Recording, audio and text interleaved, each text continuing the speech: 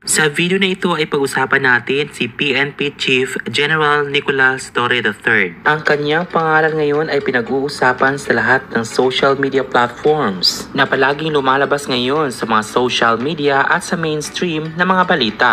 Si Major General Nicolas Torre III ang nanguna sa pag-aresto sa dating Pangulo na si Rodrigo Roa Duterte na ayon sa kanya dahil ito sa bisa ng warrant of arrest na inihain ng International Criminal Court o ICC noon lamang March 11, 2025 na ayon sa mga netizens ay hindi makatarungan at labag sa batas ang kanyang pag-aresto sa dating Pangulo. At nang dahil dito, siya ay binansagan na the most hated man in the Philippines. At usap-usapan nga sa social media at maraming nagtatanong kung sino ba talaga si General Nicolas Torre. Kasabay ng kanyang pag-aresto sa dating Pangulo, kumalat sa social media ang kanyang birthday greetings at litrato at napag-alaman na March 11, 1970 pala ang kanyang birthday. Si General Torre ay ipinanganak sa Hulu-Sulu at ngayon ay siya ay direktor ng Criminal Investigation and Detection Group o CIDG. Mahaba-haba na rin ang kanyang journey sa kanyang karera ngayon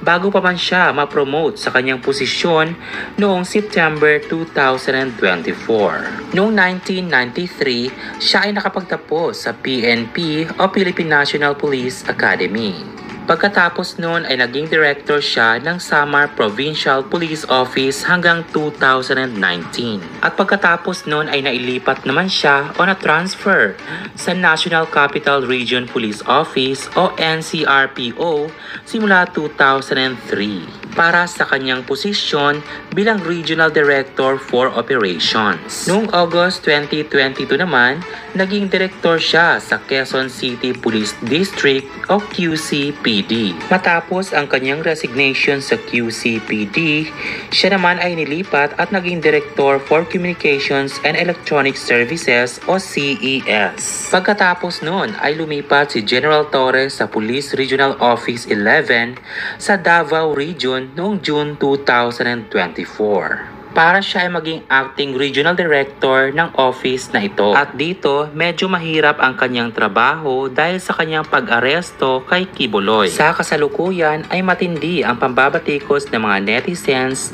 kay General Nicolas Torre. Ilang linggo pagkatapos may hatid sa The Hague, Netherlands sa ICC ang dating Pangulong Duterte, na-promote naman sa kanyang posisyon si General Nicolas Torre. At sa kalagitnaan ng bagyo ngayon sa Pilipinas ay nagpalitan ng statement ang dalawang kampo na sina Mayor Baste Duterte at General Torre patungkol sa kanilang boxing match. Napanood ng mga netizens na may kanya-kanyang pag-iensayo at preparasyon ang dalawa sa loob ng boxing ring.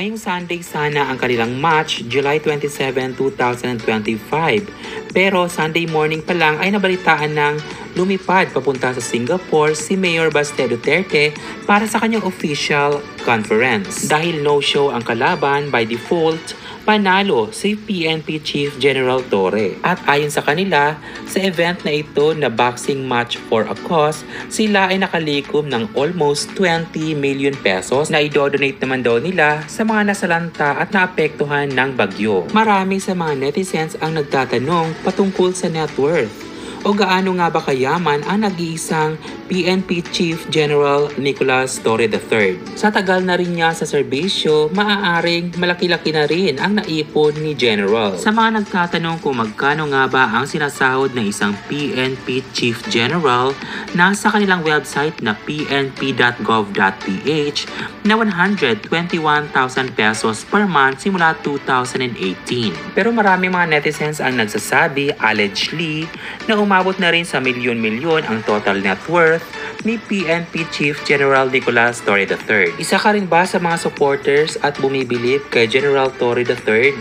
At ano ang masasabi mo sa hindi natuloy na boxing match nilang dalawa ni Mayor Baste Duterte? At ayon sa sinabi ni Mayor Baste ay marireschedule daw ang kanilang boxing match. Pag nagkataon at matuloy ito, sa palagay mo sino sa kanila ang mananalo? Ano ang masasabi mo sa video na ito? Mag-comment at mag-subscribe para palaging updated sa aking showbiz updates. Thanks so much for watching!